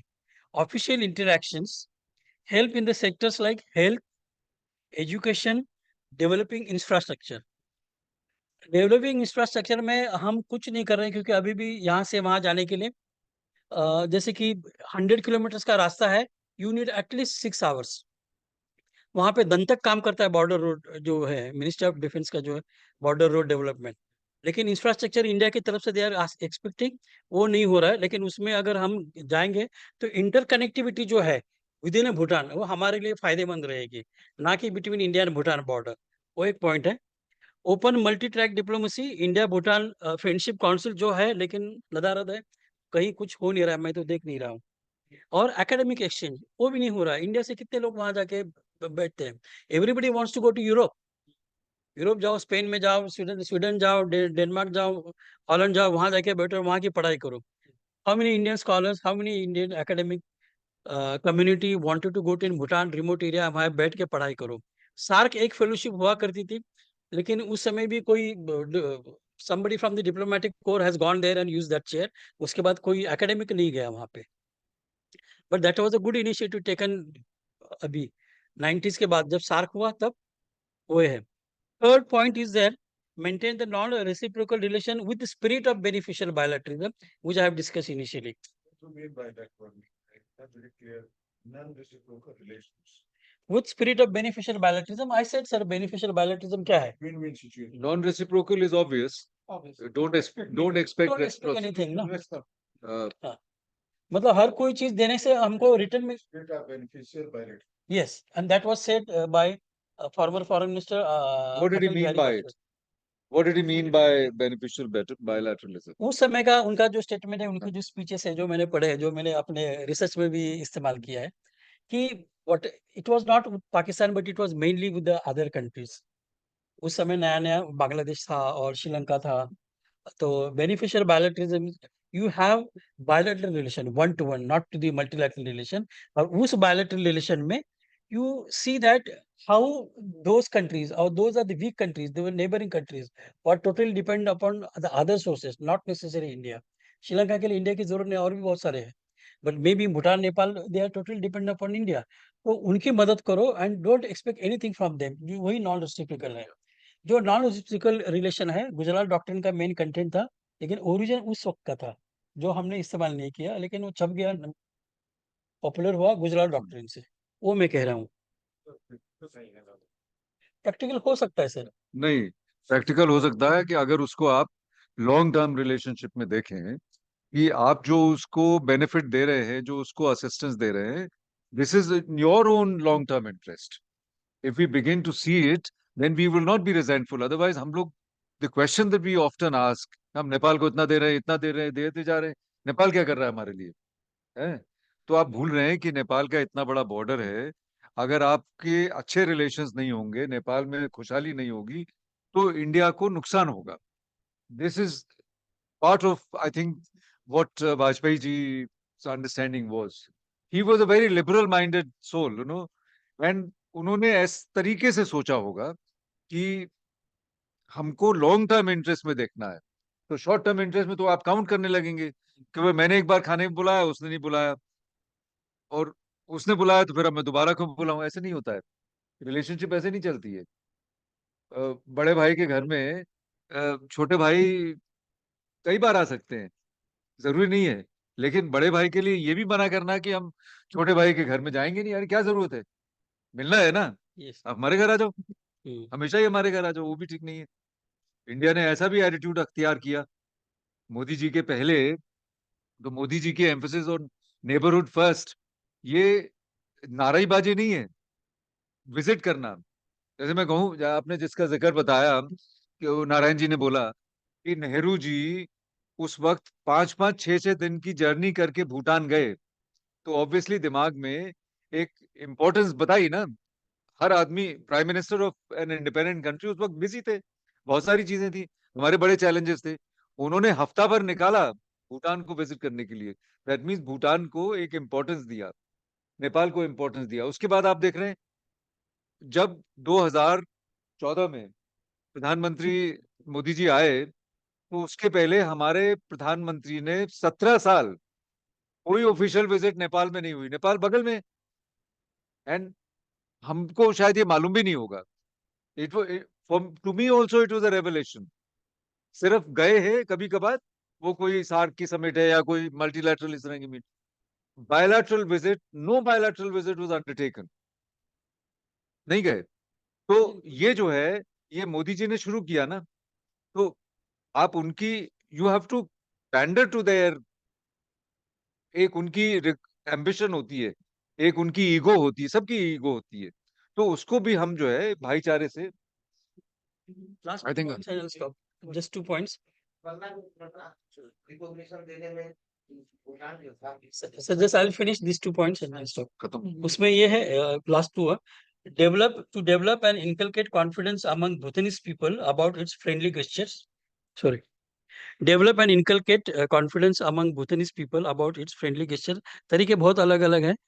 फ्रेंडली गेस्चर है, कल्चरल एक्टिविटीज है, बहुत सारे। सार्क उसी के लिए बना था, मेनली कल्चर के लिए, इकोनॉमिक एक्टिविटीज के लिए। उसका जरिया हम इस्तेमाल कर सकते हैं, लेकिन सार्क नहीं रहा ज्यादा एक्टिव। और तीसरा है provide an access to transit and trade with other SAARC nation. Bhutan के लिए जैसे बांग्लादेश या श्रीलंका हो, जिसका जिक्र हुआ। वो जो स्लॉक जो है स्मॉल लैंडलॉक कंट्रीज का, वो जो उनका जो मैंडेट है, say any country with neighbouring who has access to sea ocean, उनको एक्सेस देना है, मैंडेटरी है। लेकिन हम कई बार नहीं देते, क्योंकि किताब भी हम उसको छान छान के देखते हैं कि क्या गया अंदर, वो नहीं होना चाहिए। This is what I see. और लास्टली है respect and support Bhutan to protect its national pride and culture. जो वायलेट हुआ डोचिला पास में, जो दो टूरिस्ट लोग वहां जाके बैठे, हमारे इंडिया गेट के ऊपर जाके कोई बैठेगा, फोटो खींच देगा, कैसे सेम थिंग हैपन तब से ये। तो ये था, और है, लेकिन अभी एक मिनट में अगर कुछ है तो मैं, हाँ, just I finish in 2 minutes sir. Conclusion है मेरा, Bhutan is not interested in using China as a counterbalance for Indo-Bhutan relation. It is more inclined to maintain reasonable relations with it without offending India's interest in the region. This is one. Second, sandwich between two powerful countries, such a policy cannot but ambivalent and non-antagonistic. Bhutan ka. A small state like Bhutan has little choice other than maintain a low profile in dealing with its larger and more powerful neighbors. This is the strategic stand taken by Bhutanese vis-a-vis China. Mainly politically correct relations with China. This is the one. Then allow Bhutan to grow in politically and economically in liberal democratic atmosphere. If not, one day democratic Bhutan will question India and its policies towards Bhutan, which is always poking in nature. ये वहाँ का social media का आप देखोगे, तभी मैंने इसको लिखा था। जी हाँ। तो ये से। Well, Thank you very much. Zameer, sorry, कोई भी कॉन्फ्रेंस होती है तो उसमें अगर आप हमारे बाहर से होते तो मैं जरूर आपको मौका देता, बट आपको ये समझना चाहिए कि जब मीटिंग हो रही है तो एक वक्त होता है क्वेश्चन आंसर्स का और इंटरवेंशन का। जब हम क्लोजिंग कर रहे हैं उस वक्त में आप नहीं मांग सकते फ्लोर, तो इसलिए मैं आपको इस वक्त फ्लोर देने में असमर्थ हूँ। आगे आप जरूर, मैं चाहता हूं कि आप कंट्रीब्यूट करें और कमेंट करें, नहीं नहीं इस वक्त में नहीं, मैं चाहता हूं कि आप कंट्रीब्यूट करें, लेकिन एक सही टाइम होता है उसके लिए। जब ओपन था उस वक्त में सोचना चाहिए था, उसके बारे में उठाना चाहिए था। खैर, राजेश खरात जी का धन्यवाद देना चाहता हूं, और जो हमारे बाकी प्रेजेंटर्स हैं, बहुत अच्छा डिस्कशन रहा। आपने जो बाद में बताया कि कैसे रिस्पॉन्ड करना है, और कंक्लूजन में काफी सोच के आपने ये पॉइंट्स बनाए हैं। इसको हमको और भी जो हमारा ये डिस्कशन हो रहा है, और हमारी 2 मीटिंग्स और होंगी बायलैटरल डायलॉग्स, एक हम इंडिया में करेंगे, एक भूटान में करेंगे, तो भूटानीज स्कॉलर्स से मिलके और मिलजुल के बातचीत करके मेरा ख्याल है और हमारी एक ब्रॉडर फ्रेमवर्क निकलेगी, जिसको हम सरकार के साथ भी शेयर करेंगे। बहुत काम करने की जरूरत है। इस रिलेशनशिप को हमें प्रिज्यूम नहीं करना चाहिए। इस रिलेशनशिप में फायदा है। भूटान एक बहुत छोटा कंट्री है, जितना छोटा देश हो उतनी उसकी सेंसिटिविटीज और प्रिकलीनेस ज्यादा होती है, तो इस चीज का हमको ध्यान रखना पड़ेगा।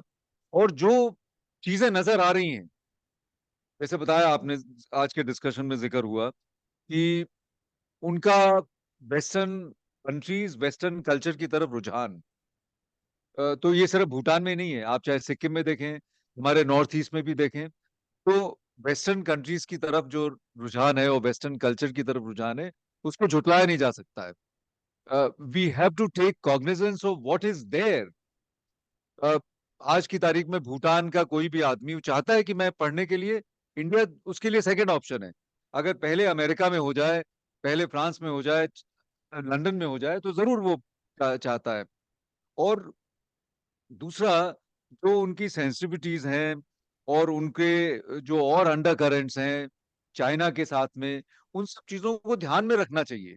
और कोई भी हमारी तरफ से ऐसी हरकत नहीं होनी चाहिए, कोई भी ऐसी हमारे तरफ से ऐसी एक्टिविटी नहीं होनी चाहिए जिससे उनको जो है और सस्पेशन हो, या उनको जो है एक एप्रहेंशन पैदा हो, क्योंकि एप्रहेंशन होगा तो उससे मिसट्रस्ट डेवलप होगी, और मिसट्रस्ट जो है वो हमारी रिलेशनशिप को आगे नहीं बढ़ा पाएगा। तो इन्हीं शब्दों के साथ